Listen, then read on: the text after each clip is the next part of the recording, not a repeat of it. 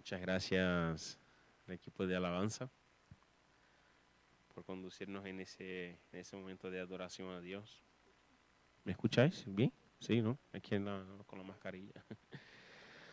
Así que pasamos el tiempo de escuchar la palabra de Dios y escuchar lo que Dios puso primeramente en el corazón de Sara, que habló primeramente a ella y también compartirá con nosotros en esta mañana. Así que estaré orando por ella y por nosotros también. Señor, te doy gracias, Padre, por la vida de Sara, Señor, por su entrega, Padre, porque has decidido, Señor, seguir a ti y escuchar, Señor, tu voz en medio de tantas voces, Señor, que hay en paralelo, Señor, en este mundo. Te pido, Señor, que lo mismo que tú hablaste a ella, Señor, que tú puedas hablar a nuestros oídos también y que podamos recibir, Señor, con nuestros corazones abiertos, Señor, y que nuestros corazones, Señor, pueda ser esa tierra fértil, Señor, donde esta semilla, Señor, de tu evangelio cae y florece, Señor, y da los frutos, Señor, que dan, Señor. Te pido, Señor, que ahora mismo quite todo pensamiento, cualquier cosa que impida, Señor, de escuchar tu palabra, Padre. Cualquier preocupación, Señor, que nos esté impidiendo, Señor, de recibir tu mensaje, Padre, que yo lo reprendo en nombre de Jesús en este momento. Y que tu palabra, Señor, pueda entrar en nuestros corazones y que podamos, Señor, cumplirla según tu voluntad, Padre. Te damos gracias en nombre de Cristo Jesús. Amén. Bueno, pues siempre es un reto, ¿no?, ponerse aquí delante, porque primeramente la palabra del Señor ha llegado a mi corazón, ¿no? Y así espero que haga con vosotros, ¿no? Que llegue a vuestros corazones. Y el otro día estaba pensando, ¿no?, en cuánto el Señor me ha cambiado. Aunque no lo sepáis, el Señor me ha cambiado mucho. De cómo era a cómo soy, y todavía sigue cambiándome, porque yo soy telita, aunque no lo creáis, ¿no? Y pensaba también hace tiempo, cuando la gente me veía por primera vez, pensaba, no sé si todavía lo piensan, a lo mejor sí, que era una chica muy dura, que era una chica seria, y después cuando me conocían, no era así. No era como ellos me imaginaban o como me pintaban. Y creo que así nos pasa a todos, ¿no?, con todos. Que nos hacemos una idea o juzgamos a la persona según la apariencia, cómo viste, de dónde es, todo, ¿no? Porque vista bien, pues tendrá mucho dinero. Y a lo mejor se la compra en el Primark, como yo hoy. En rebajas de las rebajas del Primark. Y así somos, ¿no? Juzgamos por su procedencia, por su apariencia, pero sobre todo por lo que nos cuentan otras personas también, ¿no? ¿Nos pasa?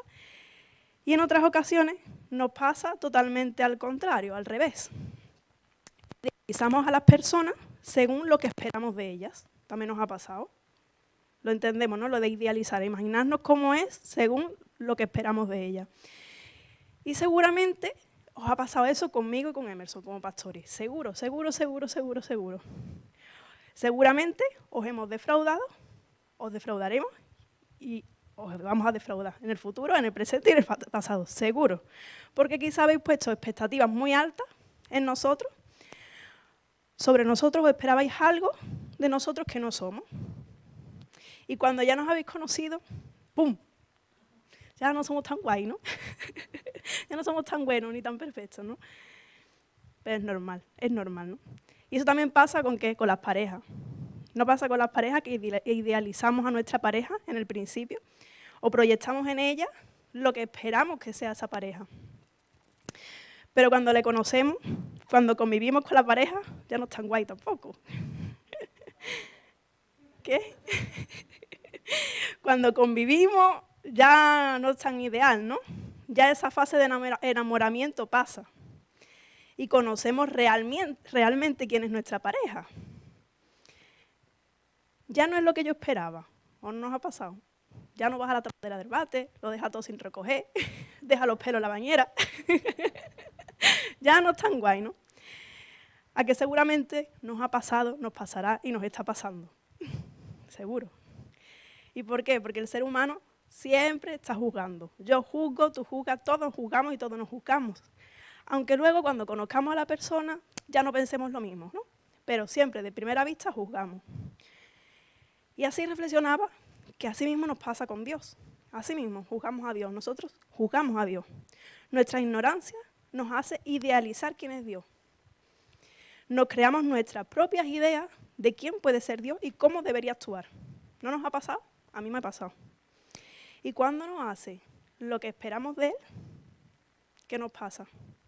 Nos desanimamos, nos apartamos, ya no confiamos en Dios.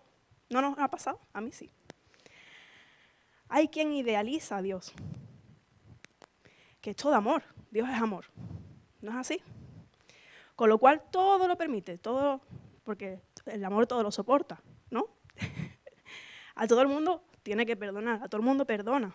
Y a todo el mundo al final dejará entrar en el cielo, porque Dios es amor.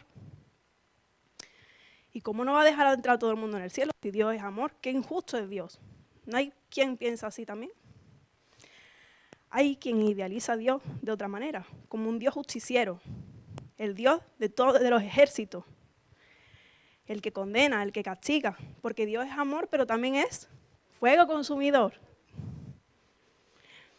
Todos, en cierto modo, hemos idealizado o idealizamos a Dios y tenemos nuestra propia interpretación de quién es Dios, según la experiencia que hayamos tenido con Él o no, según lo conozcamos o no. Y a veces pensamos cómo es una persona por lo que nos han descrito, por lo que nos han contado, o por lo que otra persona ha pasado con esa persona. ¿No nos ha pasado que nos hacemos una imagen por el testimonio de otra persona que nos ha contado de otra persona y ya la juzgamos?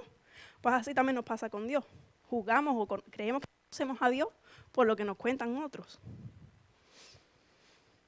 Y este es el punto de la predicación de hoy. ¿Qué dice el título? ¿Quién dices que soy yo? No yo. El Señor te hace esta pregunta hoy. ¿Quién dice la gente que soy yo? Este texto es muy famoso, ahora lo leeremos. ¿Quién dices tú que soy yo? ¿Cómo entiendo a Dios? ¿Cómo es Dios? Ni siquiera cuando se hizo carne, quienes lo conocieron no pudieron reconocer en aquel hombre que era Dios, porque no cumplían sus expectativas. No representaba lo que les gustaba, lo que pensaban, no era lo que esperaban. ¿A quién esperaban? A un Mesías guerrero, a un rey. Y no fue lo que ellos pensaban e imaginaban, como lo idealizaban. Fue totalmente diferente. ¿Quién dices que soy yo? Esta es la pregunta que quiero que reflexionéis durante el día de hoy. Hay quienes piensan que Dios es tan bueno, como he dicho antes, que ha perdonado a todos y perdonará a todos en el futuro. Esta es una perspectiva universalista. ¿Conocéis este término? No voy a entrar en este tema ahora, pero solamente para que lo sepamos, ¿no? Hay quien piensa así, ¿no? Los cuales creen que todos los seres humanos al final, en el juicio final, todos irán al cielo. Porque si no, Dios no sería un Dios de amor y sería injusto, pero al revés. Para ir al cielo y estar eternamente con Él nos hace falta la fe. Sin fe es imposible agradar a Dios. Cristo ha muerto por todos los pecados de todos los hombres, sin embargo, hay que creer en Él para ir al cielo, ¿no? ¿Quién dices que soy yo? Dios se ha revelado a lo largo de los siglos al ser humano, ¿verdad? Desde el principio hasta el final siempre estará revelándose. Primeramente, una relación directa en el jardín del Edén. Ese es el modelo a seguir de relación que tiene el Señor para nosotros. Ese sería el principal modelo a seguir, ¿no? Esa relación directa como tenían Adán y Eva con Dios, ¿no? Pero después, ¿qué pasó? Que no fue posible, porque el pecado nos separa de Dios, ¿no? La santidad de Dios es tan grande que nuestro pecado nos separa de Él. Pero siempre ha sido iniciativa de Dios el mostrarse al ser humano. Siempre Dios es el que nos busca para reconciliarnos con Él, ¿vale? Desde el Antiguo Testamento hasta hoy. ¿O no es así? ¿Cuántas oportunidades hemos tenido a lo largo de nuestra vida que hemos sentido que el Señor nos está llamando? Pero parece que los cristianos lo tenemos más fácil, porque hemos comprendido cómo es Dios, ya que lo dice tu palabra, ¿no? Lo tenemos súper sencillo, ya tendríamos que conocer 100% al Señor. Pero no es así, no es así. Continuamente creamos a Dios a nuestra imagen y semejanza, conforme lo poco que hemos conocido o lo poco que nos han enseñado, o la poca relación que tenemos con Él. Aunque sabemos que Nunca vamos a conocer a Dios hasta que lleguemos a su presencia, ¿verdad? Pero nos escudamos en esta frase para no buscar una relación íntima cada día con Él. Primeramente, Él se reveló hacia nosotros con su palabra, lo que Él decía, ¿no? Y después, a través de Cristo. ¿Quién es Cristo? Es Dios hecho carne y hueso, hecho ser humano, y su palabra, lo que Él decía, hecha persona, hecha realidad. Y por último, a través de la obra del Espíritu Santo. ¿Me seguís? Estamos todos... Dios en el Antiguo Testamento y en el Nuevo se revela continuamente. En la antigüedad, para poder describir a Dios, los escritores usaban expresiones antropomórficas. ¿Sabemos qué es eso? Alguien tiene que saberlo. En forma de persona, exacto. Antropomorfismo viene de dos palabras griegas. Antropos, que significa hombre. Y morfe, forma. Exacto. Por lo tanto, antropomorfismo, ¿salió bien? Es cuando Dios se presenta o lo describen como forma humana, con características humanas.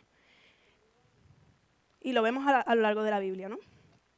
¿Por qué? Porque después de todo, nosotros no podemos imaginarnos cómo es Dios en el cielo. Para nosotros se nos escapa, pero sí, Dios se puede revelar a nosotros con características que conocemos. Vamos a ver dos ejemplos rápidos. Uno en Éxodo 7:5. Éxodo 7:5 dice, y sabrán los egipcios que yo soy el Señor, cuando extienda mi mano sobre Egipto y saque a los hijos de Israel en medio de ellos. Sabemos que Dios literalmente no extendió su mano y sacó a los israelitas, ¿vale? Pero su poder hizo que salieran de la tierra de Egipto. Entonces es una manera para que podamos entender el poder de Dios. Luego el otro ejemplo es Números 6:26, que dice, el Señor alza sobre ti tu rostro y ponga en ti paz. No quiere decir que vaya a poner su cara literalmente, es una forma de bendecir. Sin embargo, la expresión más antropológica de Dios, ¿dónde la vemos representada? En Jesucristo. Ahí ya no son formas sino que es realidad. Es Dios hecho humano, ¿en quién? ¿En la persona de quién? En Jesucristo. ¿Me voy explicando bien? En el Nuevo Testamento vemos a Dios ya no con expresiones humanas, ya no son literalismo, ¿no? Como partes del cuerpo, sino más bien ya su carácter, su persona, sus atributos de cómo es Él y cómo se ha mostrado al ser humano. Otro ejemplo es el Filipenses 2:5, que nos dice, la actitud de ustedes debe de ser como la de Cristo Jesús. Ya pone este ejemplo de diferente. ¿Y cómo vemos a Dios hoy? Esta es la pregunta que me hacía yo. Y me he inventado 3 formas en que solemos interpretar a Dios. Ya me lo inventé una vez. Para nosotros debería ser más fácil conocer a Dios, ¿no? Porque tenemos la palabra más fácil que a los escritores bíblicos, porque ellos no tenían, imaginaros qué tenían ellos. Ellos no tenían el libro en papel y menos en la tablet. ¿Cómo tenían ellos la palabra? Revelada, pero ¿en qué? En rollos, y solamente podían acceder, ¿quiénes? Quien sabía leer y quien podía acceder a ello, ¿no? Imaginaros, ellos sí que lo tenían difícil, ¿no? Y aunque debería de ser así, tampoco conocemos a Dios, ¿no? Ya que no buscamos realmente conocerlo tal y como es. Y nos solemos crear a Dios a nuestra imagen y semejanza, a lo que nos conviene, a cómo me lo enseñan o cómo realmente quiero que sea. ¿No nos ha pasado? A mí sí. Y uno de los ejemplos puse el Dios genio de la lámpara. Genio de la lámpara, un Dios que está para mí, hecho para mi beneficio. Un ejemplo de ello que usamos mucho, bueno, solemos usar el Salmo 24. ¿Qué dice el Salmo 24? Que te conceda lo que tu corazón desea, que haga que se cumplan todos tus planes. Amén. El genio de la lámpara. Que el Señor me conceda todo lo que yo deseo. Y cuando no lo concede, ¿qué? Ya no creo en Dios. Y es que a veces nos pasa que sacamos los textos fuera de contexto, ¿no? Y hay promesas como esta en la Biblia que fueron hechas para personas en concreto, y cuando leemos el texto entero podemos entender esa promesa, de dónde viene y hacia dónde va. Y este salmo fue escrito para David. Era una oración para salir a la batalla. Entonces, cuando leemos el Salmo entero podemos entender el contexto. No es que todo lo que yo desee en mi corazón el Señor me lo va a cumplir. Pues si no convertimos a Dios en el genio de la lámpara, me concede 3 deseos. Otro ejemplo, Lucas 11, el de Lucas, por favor. Este es otro. No, me he equivocado. Ese no es. Bueno, por eso os digo, pedid y se os dará, buscad y hallaréis, llamad y se os abrirá, porque todo aquel que pide recibe, y el que busque halla, y al que llama se le abrirá. ¿No oramos muchas veces también eso? Todo el que busca halla, todo el que pide se le dará. No siempre pasa. No siempre pasa que todo lo que pedimos se nos da, ¿no? Porque Dios no es un genio de la lámpara. Antes de estos versículos Jesús cuenta una parábola sobre unos vecinos. Piensa que este vecino lo que pedía era para otro. No vamos a entrar en la parábola, ¿vale? No para sí mismo. O sea que estaba intercediendo por ese vecino. Así que el orden de este versículo más bien no es pide que todo se lo te va a dar. No. Sino primero, pide, que se interpreta como orar. Busca, que es tener intimidad con el Señor. Y 3, llamar, que es clamar. Es un poco más profundo que simplemente pedir por pedir. No son peticiones caprichosas, ni por egoísmo, al igual que haríamos con el genio de la lámpara. ¿Qué le pediríamos a un genio de la lámpara? Riqueza. Normalmente te dan 3 deseos, pues yo le pediría el primer deseo que me concediera 1000 deseos. Y ya por lo menos tengo 1000. Otro tipo de Dios que me he inventado, el Dios Mr. Wonderful. ¿Sabéis lo quién es Mr. Wonderful? ¿Qué es Mr. Wonderful? ¿Alguien que me lo pueda explicar? Frases bonitas, inspiradoras, ¿qué más? Está por ahí. Es una marca, ¿no? Que tiene esos productos que son, todo lo puedes, vas a tener un día genial porque todo lo puedes, ¿no? ¿Habéis visto esa marca? Tienen hasta tiendas y todos los centros comerciales, ¿no? Un Dios Mr. Wonderful. Mensajes positivos sobre Dios, como para Dios nada es imposible, todo es posible. Todo lo puedo en Cristo que me fortalece. Tú vales mucho para Dios. Amén. Son expresiones que no son incorrectas, pero sí son incompletas. Idealizando a un Dios que es muy positivo, pero no es real, es irreal. Son expresiones incompletas. Un Cristo guay que defiende a todo el mundo. Pero vemos que Jesús no era tan positivo. Jesús se enfadaba, ¿no? A los fariseos les llamó manada de víboras. Sepulcro blanqueado. ¿Qué es sepulcro blanqueado?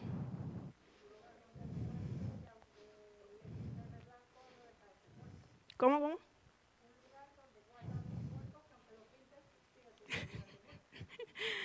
Un sepulcro es un lugar donde se guardan los muertos, que aunque lo pinte o lo lave, sigue siendo un lugar de muerte, ¿no? ¿Por qué? Porque sabían las escrituras, pero no las cumplían, ¿no? Como nos pasa hoy también a nosotros. ¿Qué dice Filipenses 4:13? Que no lo sabemos. Todo lo puedo en Cristo que me fortalece. Este es un texto que también se saca fuera de contexto y utilizamos a Dios como chupi guay, ¿no? Mr. Wonderful. Todo lo puedo en Cristo que me fortalece. Y solemos utilizarlo para nuestros propios caprichos y deseos. Pero Pablo anteriormente habla de todo lo que ha estado pasando y viviendo. Ponerme algún ejemplo de lo que dice Pablo. Latigado, ha pasado hambre, golpe. Todas esas cosas, ¿por qué? Porque se portó muy mal, porque pecó. Por predicar el Evangelio. Por amor a Cristo pasó todas esas cosas. Ha tenido abundancia, pero también dice que ha pasado hambre. Lo que en realidad quiere decir Pablo es que Cristo es su fuerza en cada circunstancia. No es un poder de que yo puedo, un poder de yo puedo hacer estas cosas, sino un poder de fuerza, de apoyo, de ayuda, de fortaleza. Es muy diferente. No es conseguir este trabajo porque Cristo me fortalece. Todo me irá bien porque Cristo me fortalece. No es una fórmula mágica. Sino más bien, aunque no encuentre trabajo, aunque esté pasando hambre, aun cuando estoy en abundancia, aun cuando me sobra el dinero, Cristo es mi fortaleza y lo hago para su gloria y para su honra. Él es quien me sostiene, tanto en lo bueno como en lo malo. Eso, más o menos, resumidamente, muy resumido, es lo que quiere decir el texto. No es una fórmula mágica. Todo lo puedo en Cristo que me fortalece. Es la confianza en la fidelidad de Dios, sin importar las circunstancias, tanto buenas como en malas. Es un poder de fuerza y no de superpoder. Otro ejemplo, el Dios amuleto. Hoy estaba hablando con la hermana Cecilia sobre eso, ¿no? Que hay veces que tenemos a Dios como amuleto. ¿Qué puede ser eso? Algunos creen que Dios es como si fuera un amuleto. ¿Qué es un amuleto? Que te da suerte, que te ayuda, ¿no? Que te protege. ¿Qué más puede hacer un amuleto? Pero se puede poner esa confianza en ese objeto. Un amuleto es un objeto portátil al que se le atribuye un poder mágico capaz de dar salud, suerte o beneficiar a la persona que lo lleva en su poder o lo lleva encima. ¿No pasa eso muchas veces que acudimos a Dios como si fuera un amuleto? Vamos a ver un ejemplo en 1 Samuel 4:3.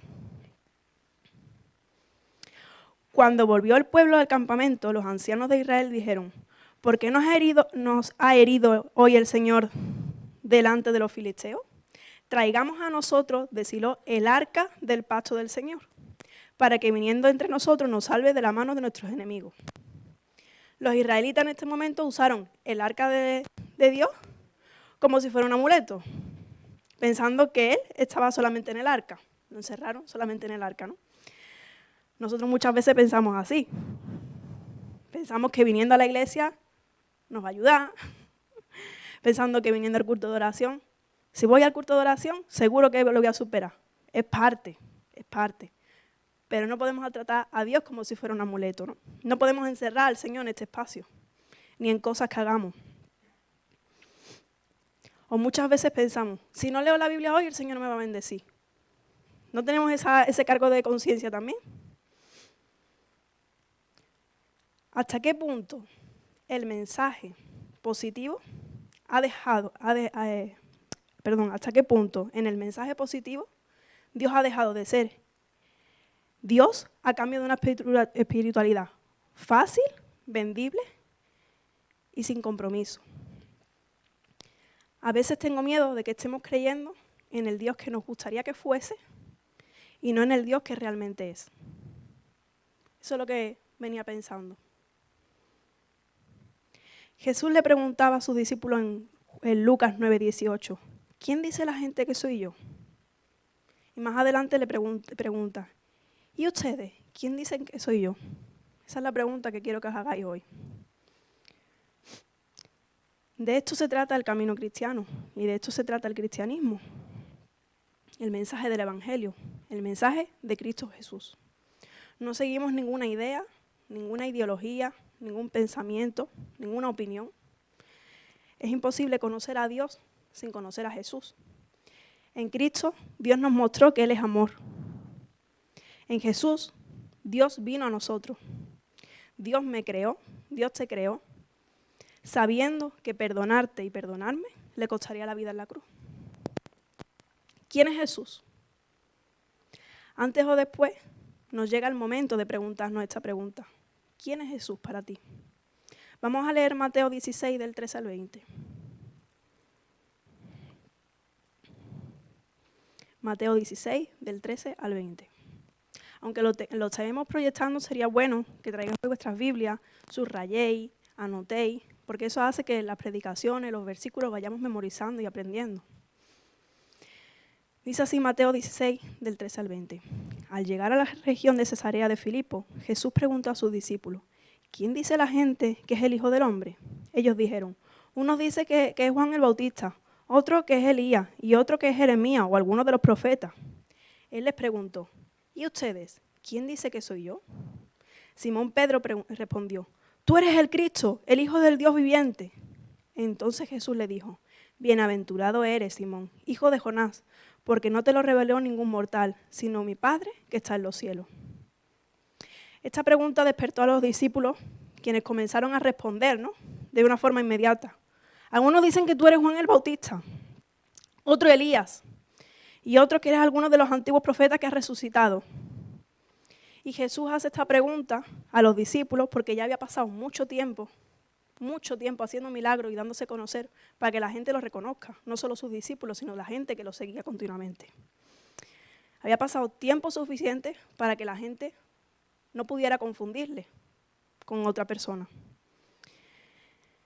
Y hoy el Señor nos invita a detenernos un momento a responder posiblemente la pregunta más importante de nuestras vidas, de cuya respuesta derivarán una serie de consecuencias. ¿Quién es Jesús? ¿Quién dices que soy yo? ¿Tu fe está basada en quién es Jesús? ¿O está basada en el Jesús que cree en otro? ¿Te has hecho una imagen de Dios equivocada? Una imagen de lo que predicamos aquí cada domingo.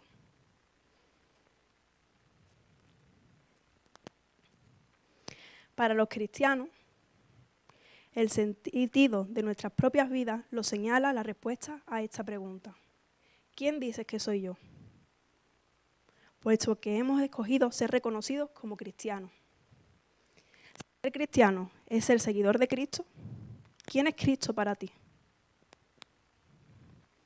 No se trata de responder esta pregunta rápidamente para salir del paso, sino de dar una respuesta sincera, porque de la respuesta saldrán consecuencias que tendremos que asumir, que lleve a responsabilidad, que lleve a cambio de actitud y sobre todo de compromiso con el Señor y su iglesia.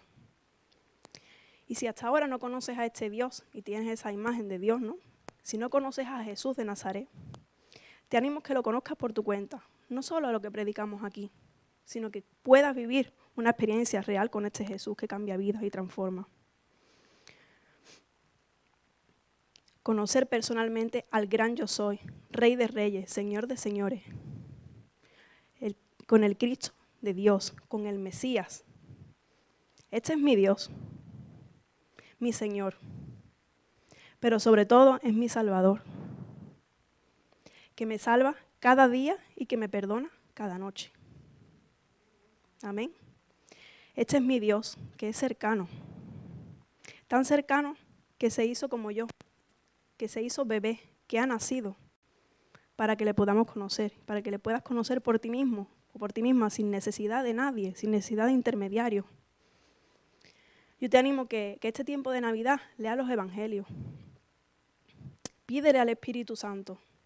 El Espíritu Santo es clave para que te ayude a comprender la persona de Cristo, que te ayude a comprender quién es Dios, que te ilumine para conocer a Dios en este proceso, que no es fácil, la vida cristiana no es fácil. Así como lo hizo con Pedro, ¿qué dice Jesús? Como con Pedro también lo ha hecho conmigo y lo ha hecho con muchas personas aquí presentes, ¿no? El Espíritu Santo nos ha revelado quién es Dios y nos ha dado a conocer. Solo el Espíritu Santo puede hacer que conozcas a Cristo. Mucha gente lee la Biblia y no conoce al Señor, no puede tener un encuentro personal porque sin la obra del Espíritu Santo no es posible. Ningún ser humano puede hoy llamar a Jesús su Señor si no es por medio del Espíritu Santo. Por eso Jesús le dice a Pedro, ningún hombre te ha revelado esto. Así que tú hoy puedes conocer a Jesús en este tiempo de Navidad que estamos celebrando, exactamente de la misma manera. Oremos.